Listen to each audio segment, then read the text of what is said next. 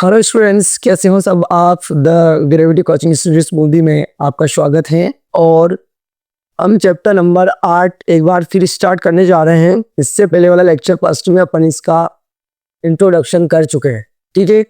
और एक बार फिर लेक्चर 2 अपने स्टार्ट करने जा रहे हैं। Chapter number 8 12th class physics विद्युत चुंबकीय तरंगे, ठीक है। इस चैप्टर में स्टार्टिंग अपन कर चुके थे। विद्युत चुंबकीय तरंगे क्या होती है क्या नहीं होती है उसके बारे में अपन जान चुके थे, ठीक है।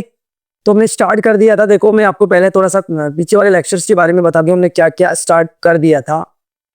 विद्युत चुंबकीय तरंगे क्या होती है कि जब कोई आवेश त्वरित गति करता है। त्वरित गति का मतलब कहीं ना कहीं इसके पास त्वरण है।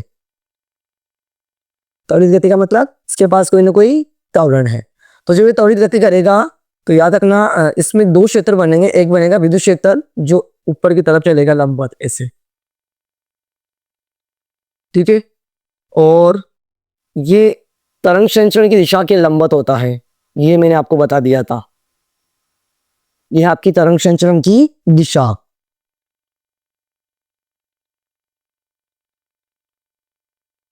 ठीक है। इसमें जो विद्युत क्षेत्र के जो कंपन होते हैं वो तरंग संचरण दिशा के लंबवत ऊपर होते हैं। इसमें नीचे आ जाएंगे इधर ऐसे, ठीक है। इसमें ऊपर रहेंगे। फिर एक क्षेत्र और बनेगा चुंबकीय क्षेत्र, जिसमें भी कंपन तरंग संचरण दिशा के लंबवत रहेंगे, लेकिन ये नीचे नीचे की तरफ रहेंगे ऐसे। ये भी तरंग संचरण दिशा के क्या रहेंगे स्टूडेंट, लंबवत रहेंगे ऐसे।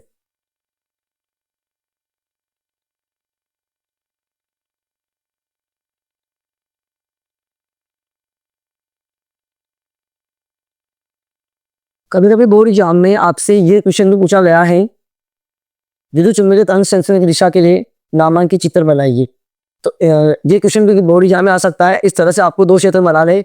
ऊपर बनेगा ए वेक्टर जिसका नाम रहेगा विद्युत क्षेत्र, नीचे बनेगा बी वेक्टर जिसका नाम रहेगा विद्युत क्षेत्र। और ये दोनों ही तरंग संचरण के क्या रहेंगे, लंबवत रहेंगे, ठीक है। मैंने आपको बता भी दिया था ऐसे। तो इसमें जो विद्युत क्षेत्र चल रहा है वैसे चल रहा है ऐसे, लंबवत ऊपर नीचे ऐसे, ठीक है। समय के साथ बदल भी रहा है। फिर उसके बाद चुंबकीय तरह से ऐसे चल रहा है ऐसे नीचे की तरफ, लेकिन ये भी लंबवत है कहीं ना कहीं, ठीक है। तो विद्युत क्षेत्र और चुंबकीय क्षेत्र कहीं ना कहीं दोनों क्या है, लंबवत है इसके तरंग संचरण की दिशा के, ठीक है। और प्रकाश का जो तरंग संचरण का जो वेग होता है वो प्रकाश के वेग के बराबर होता है कहीं ना कहीं, जिसको अपन सी मानते हैं, ठीक है। तो ये किसे चलेगा, सी वेक्टर से चलेगा, ठीक है। उसके बाद अगर अपन एक तो भी हम इससे संबंधित कुछ महत्वपूर्ण बिंदु हो जाएंगे, विद्युत चुंबकीय तरंग से संबंधित कुछ महत्वपूर्ण बिंदु, विद्युत चुंबकीय तरंग से संबंधित महत्वपूर्ण बिंदु, ठीक है। तो पहला ही बिंदु देखो इंपॉर्टेंट जो होता है कि जो विद्युत चुंबकीय तरंग होती है उसका जो वेग होता है वो प्रकाश के वेग के क्या होता है, बराबर होता है। इसका जो वेग होता है क्या, विद्युत चुंबकीय तरंग का जो वेग होता है स्टूडेंट, क्या विद्युत चुंबकीय तरंग का वेग प्रकाश के वेग के बराबर होता है। प्रकाश के वेग से, जिसका मान कितना होता है 3 × 10⁸ मीटर प्रति सेकंड, ठीक है। इसके बराबर होता है कहीं ना कहीं इसका वेग। एक बात तो ये हो गई थी। एक बात मैंने बताया था इंपोर्टेंट, यहाँ पर जो विद्युत क्षेत्र और तरंग चुंबकीय क्षेत्र के जो कंपन हो रहे हैं कहीं ना कहीं वो तरंग संचरण जैसा क्या हो रहे हैं, लंबवत हो रहे हैं, ठीक है। तो एक ये भी होता है विद्युत क्षेत्र व चुंबकीय क्षेत्र के कंपन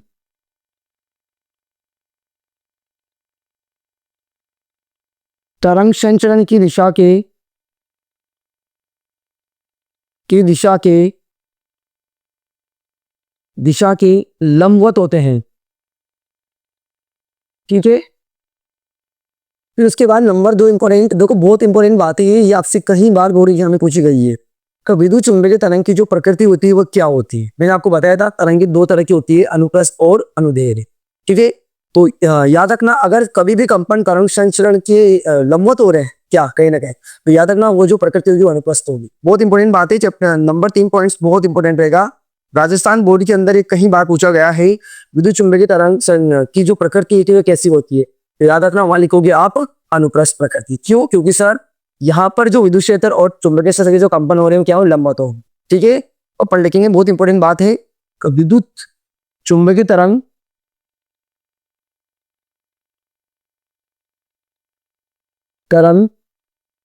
की जो प्रकृति होती है स्टूडेंट,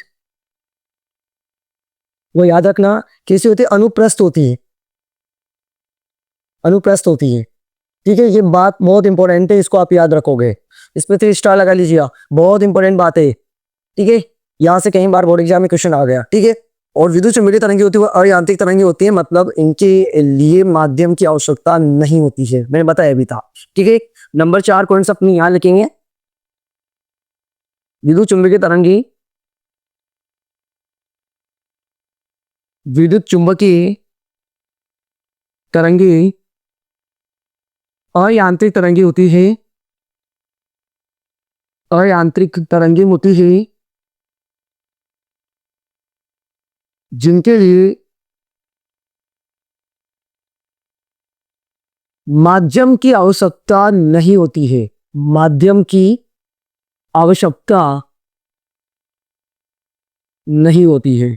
ठीक है, तो याद रखना आपसे क्वेश्चन पूछा जा सकता है बोर्ड एग्जाम के अंदर, विद्युत चुंबकीय तरंगों के कोई 2 गुणधर्म लिखिए। ठीक है, ये क्वेश्चन ये भी आया है कई बार बोर्ड एग्जाम के अंदर, तो आप उनमें से कोई भी गुणधर्म लिख सकते हो स्टूडेंट, कोई दिक्कत नहीं है। मैंने आपको 4 बातें बताई है विद्युत चुंबकीय तरंगों से संबंधित महत्वपूर्ण बिंदु। तो विद्युत चुंबकीय तरंगों का जो वेग होता है वो प्रकाश के वेग के बराबर होता है। ठीक है, जो प्रकाश का वेग कितना होता है, 3 × 10⁸ मीटर प्रति सेकंड। ओके, फिर आगे चलो, अपन ने बोला कि विद्युत क्षेत्र और चुंबकीय क्षेत्र के जो कंपन हो रहे हैं कहीं ना कहीं वो तरंग संचरण की दिशा की क्या हो रहे हैं, लंबवत हो रहे हैं। मतलब एक विद्युत क्षेत्र ऊपर चल रहा है, चुंबकीय क्षेत्र नीचे चल रहा है, ऐसे कंपन करता हुआ लंबवत लेके। ठीक है, फिर आगे चलो, विद्युत चुंबकीय तरंगों की जो प्रकृति होती है वो इंपॉर्टेंट बात है, अनुप्रस्थ होती है, क्योंकि इनमें जो कंपन होते हैं वो लंबवत होते हैं। ठीक है, फिर विद्युत चुंबकीय तरंगों की देखो ये अयांत्रिक तरंगी होती है, और अयांत्रिक तरंगे अपन नेक्स्ट लेक्चर में जान चुके हैं, जिनके लिए माध्यम की आवश्यकता नहीं होती है। लेकिन याद रखना इनका जो वेग होगा स्टूडेंट वो प्रकाश के कहीं ना कहीं माध्यम पर निर्भर करेगा। इस पर निर्भर करेगा, माध्यम पर निर्भर करेगा। याद रखना विद्युत चुंबकीय तरंगों का वेग माध्यम पर निर्भर करता है। किस पर निर्भर करता है, माध्यम पर निर्भर करता है। मैं इसको हटा रहा हूं यहां से पहले। ठीक है, ये बातें अपन पहले भी जान चुके थे वैसे।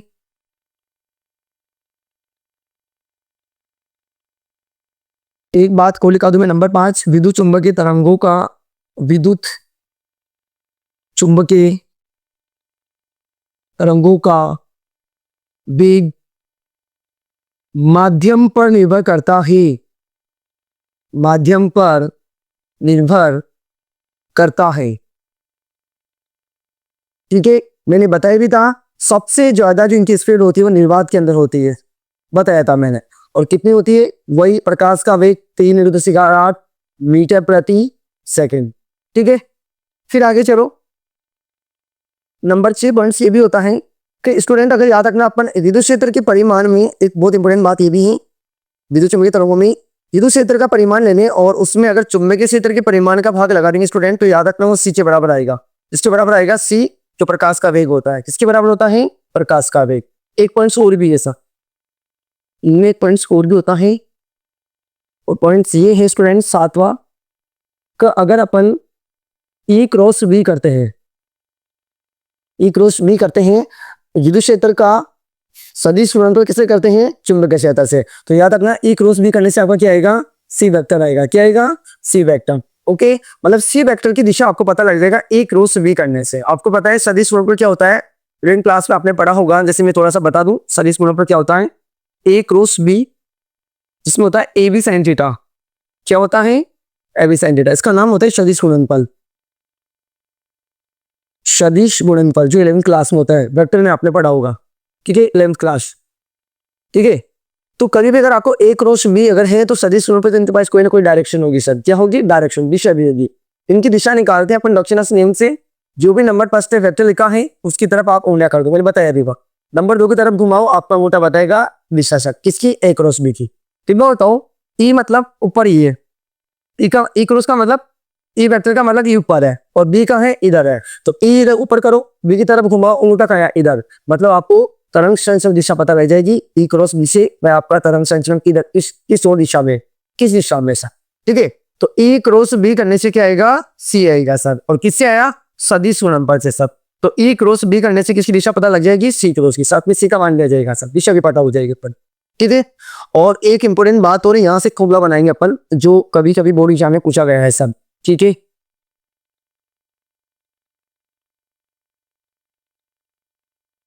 फॉर्मूला ये रहेगा, एक इंपॉर्टेंट फॉर्मूला होता है, आर्ट का फॉर्मूला नहीं बना रहा हूँ, म्यू नॉट और एप्सिलॉन नॉट। देखो म्यू नॉट का मतलब आपको पता होगा, निर्वात की चुंबकशीलता होती है। म्यू नॉट का मतलब निर्वात की चुंबकशीलता, एप्सिलॉन नॉट मतलब निर्वात की विद्युतशीलता। ओके, जो चैप्टर नंबर 5 और चुंबक में आप जान चुके हो, ठीक है। इन दोनों को गुणा करने से फॉर्मूला बना रहा हूँ मैं क्या कर रहा हूँ यहाँ पर, एक चीज ऐड कर रहा हूँ। कब मैंने ऊपर और नीचे 4 5 से गुणा कर दिया स्टूडेंट, किससे, 4 5 से। इसी फॉर्मूले के अंदर म्यू नॉट के नीचे मैंने 4 5 से गुणा कर दिया, और ऊपर भी मैंने किससे गुणा किया, 4 5 से गुणा कर दिया। मैं लिख भी दूं 4 5 से अंश व ऊपर व नीचे गुणा करने पर, ऊपर व नीचे गुणा करने पर, ठीक है।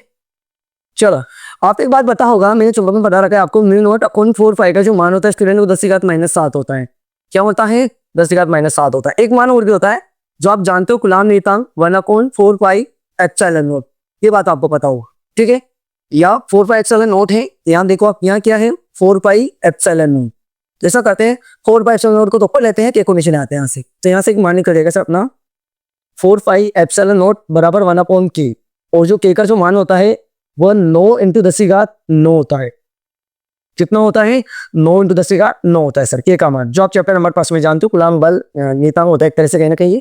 ओके, कि दोनों मान में यहाँ रखा हूँ स्टूडेंट, कहीं ना mu naught epsilon not. Okay, इसी जगह रहेगा 10⁻⁷, और इसकी जगह क्या आ गया, 4 पाई एप्सिलॉन नॉट की जगह 1/9